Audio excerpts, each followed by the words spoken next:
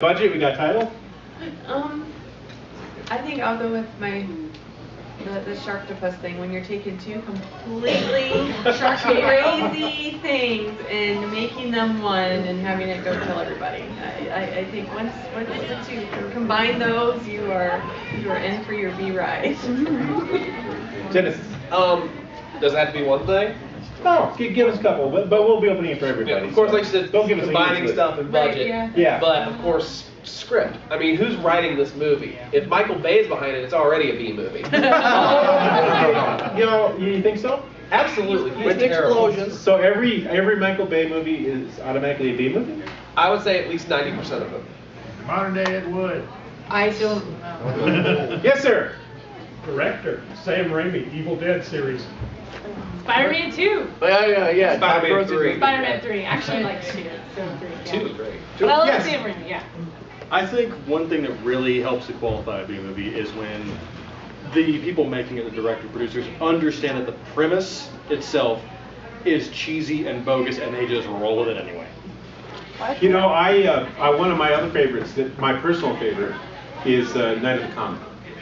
Yes. Catherine Mary Stewart, in my opinion, is the queen of the 1980s B movies. I just love her. She's absolutely fantastic for B movies that occurred in the 1980s. Night Flyer. Although I guess you could say The Last Starfighter was pushing towards A, but that's the closest as it got. And she actually self-acknowledges it that way too. A Weekend at Bernie's, I guess, also. But Night of the Comet was a B movie. I mean, it was so full of plot holes, and I still love popping it in, and it's become something of a cult movie. So that, I have a question for you then. Yeah. So what do you think, do you think we ever have the occasions where something, everybody going into it was kind of like, yeah, this is B-movie stuff, and then it becomes this amazing blockbuster? Because I'm like thinking Ghostbusters now. As a kid, I loved it, and now I'm looking at it like, wow, how did people think? This, I mean, kind of fits a lot of the definition of what we're putting down for B-movie here, yet it's a ridiculously popular movie. My veins about And it's to a pop. great movie. I love it. I love it as a Yeah, kid. okay. I haven't seen it as a... I did recently rewatch it with my daughter and went, not the same as an adult now, but yeah. So, I don't know, you seem like you have feelings about that. My license plate is Ecto-1VA. My first tattoo is going to be the No Ghost logo. Oh, Okay. that's awesome. Okay, I'm not quick saying vote. I don't like the movie, I'm just saying. No, hands down, It's hands down. definitely, I think Quick. it fits a lot of the It criteria does, we're I'll give giving you. it. And then it's ridiculously popular, and we have huge fan groups for it. Well, let's find out. All right, quick vote. Ghostbusters, the first one. B movie, raise your hand. No, just a couple think it's a B movie. No, I'm just putting it out there, like, I Yeah, think no, sometimes that's fine. we have like people going into it, oh, yeah, movie, and then it becomes super popular and strikes a chord with people. I think another criteria we can add here to this B movie thing is any horror movie that starts off with based on a true story. Return of the Living Dead. Blair Witch. Any movie with the word academy in the title. Police Academy? Exactly. Ooh, that works, doesn't Yeah. Vampire Academy? Any movie that starts with Roger Corman presents.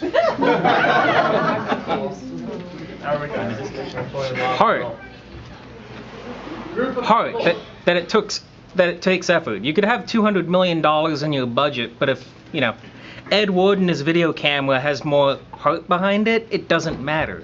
Yeah, Manos Hands of Faith. Manos Hands of Faith. Oh my gosh, that movie's terrible. Yeah, it's pretty bad. It took me like 4 Manners. tries to get through I it. think one of the things that, kind of straddles the line with B movies is that, if there's comedy, there's a limit to how much of it can be deliberate.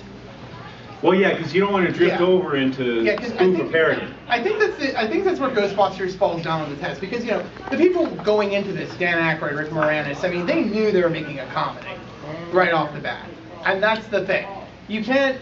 I mean, it's not something that you would take that could be taken completely seriously and have everything just I think part of it is you have to look at it from a completely serious. You have to be able to look at it from a.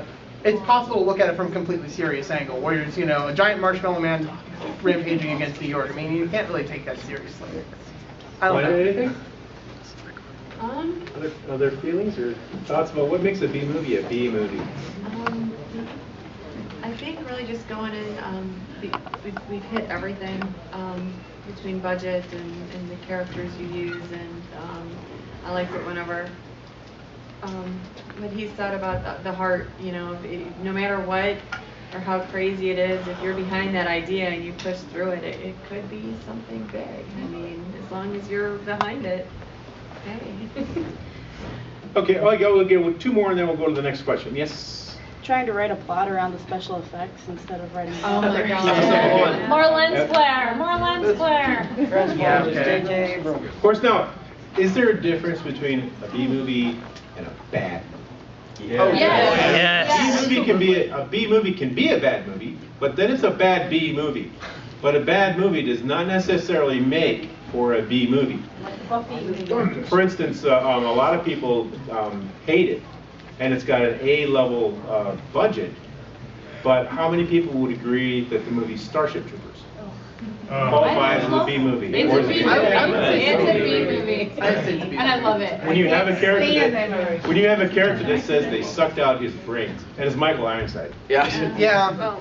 You know, and you know it took 50 takes to get that. And he admits that he can't eat lobster anymore. And the Max version of that movie is brilliant as well. So. Yeah, so is that a B movie, yes or no? Those think it's a B movie? It's a B movie. Even though it's an A budget. And it got an Academy Award for effects. Got an Oscar. To be honest, it's a guilty pleasure. I enjoy it. Hey, you know what? I love Starship Troopers' book, and then I had read that a number of times. But what I learned early on is just separate the book and the movie. Take it for what's being offered. You know, for the way that it's being offered, and that usually opens up another line of guilty pleasures. So we're going to do a terrible job. All right, Star Wars. Episode 4, first one. I will fight you. Who saw it when it came out? Which one? Episode 4. Episode 4. Before it was episode 4. When it first came out in 77. When Han shot first, yeah. What do you mean? What do you mean when Han shot first? Han still shot first. What are you talking about? No, Okay, but look what we've got. Look what we've got. With the title tells you. The title tells you what it kind of tells you what it is. Okay, the plot. Come on, be honest, right? The plot, the acting, huh? You know, Sir Alec Guinness. You know, he shows up, but then he dies. You know. Don't make me fight you. No. Understand. Just because it's a B movie doesn't make it a bad It's movie. not a B movie. Star Wars is not a B movie. You have my saber. Because it is amazing. It is phenomenal. It is great. It is God. I think because it has that heart that he was talking about. So kind of like how I said with Ghostbusters, it has all the ingredients for a B movie, but it struck a chord with its audience, and I think that's the same thing with Star Wars. Okay. Agreed. I think there's more of a connection. I think people have more of a connection with those characters because of how it was done. So a lot of these movies, you don't have like a connection with them, but there's so many people that have connection with Han Solo or, you know, Skywalker. So I think the connection there is what makes it completely out of the game. I mean, seeing a movie as a young girl that has a freaking princess that basically self-rescues, that was huge. Like, and you know, as much as we mock Starship Troopers, part of the reason I loved it was it had a woman pilot who was very, let's not talk about the actor, but you know, she in the movie was supposedly competent and a badass at what she did. And what did I grow up to be? I'm a freaking pilot in the Marine Corps and getting ready to command a detachment of Marines overseas here in a couple months. So I'm just saying. She wants money. What I'm saying though is this kind of representation is super important, and so Star Wars, I wish it had more ladies, but it had Princess Leia. Yeah. And that was huge. But you also got to take into account she's the only woman in the galaxy. And I connected to Mon Mothma shows up. Not in the first one. Okay, well, what are some, talking on that subject, then let's go to a quick survey from our panelists, and that's going to put you first. You first? I think you're first, yeah. Other A movies that acted like B movies, or that had a B movie feeling to it. I'll give you my example. Buckaroo Banzai. Yeah. Yes. Buckaroo Banzai, I mean, the hero says the deuce, you say. Yeah. B movie. I mean, just that one line makes it a B movie. But, And he can do anything. yeah, Absolutely anything. I thought that something like that was impossible until I met Catherine Asaro. But everybody knows her. She's a ballet rock star physicist that teaches in 2 universities on each side of the country. But is she a brain surgeon on top of it? I would not put it past her, but she's an award-winning science fiction author as well. So, which explains why she always seems so tired. But Buckaroo Banzai, definitely an A movie. That was definitely a B movie with an A budget. I think it's probably a good way to call it. Yeah. All right, so B movie that ended up being more than a B movie. That's what you're asking, basically. Yeah, Okay. almost honorary B movie, I guess. Well, I guess so. I think. I don't know. I'm trying to think. I think I'll go with the shark stuff. I'm like one of those crazy people. I'd love to go in a cage with a great white before I die. Sharks?